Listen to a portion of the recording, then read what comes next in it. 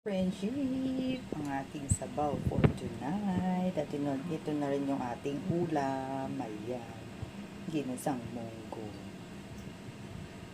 Ayan. Mainit-init pa mga friendship. Tara kain na tayo. Friendship, masarap pala tong rice ring na to ng mga Chinese. Ayan. Mula na natikman ko to. Ayan. Gusto ko na siyang inahalo sa mga gulay. Ngayon, magluluto tayo ng ginisang munggo at ito yung isasahog natin. Tara. So, ayan siya mga friendship, nakapaglagay na tayo ng oil. Ayan, at mainit na. So, igigisa muna natin, isistir muna natin yung ating onion. Tayong garlic. Saka natin ilalagay itong ating rice.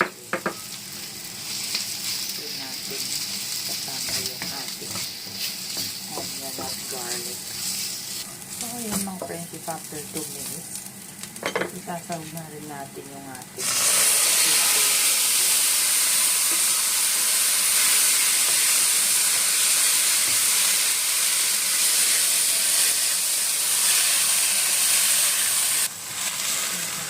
mga friendship, maglalagay tayo ng sabaw at tubig.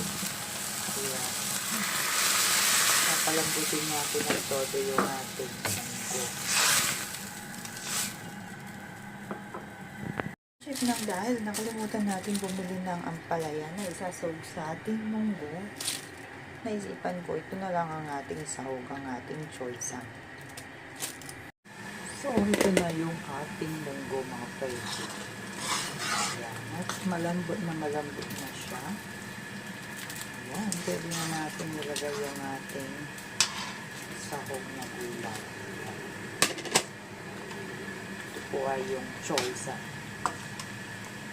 Yung munggo naman po, ginisang munggo, kahit ano naman sahog nyo dyan.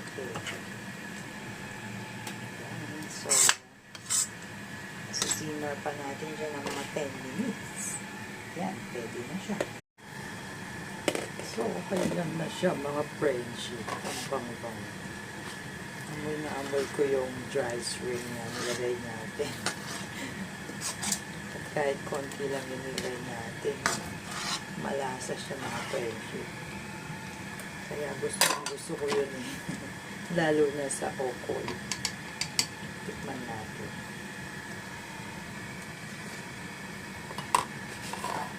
Ang sarap niya mga friendship. Tara, kain na tayo.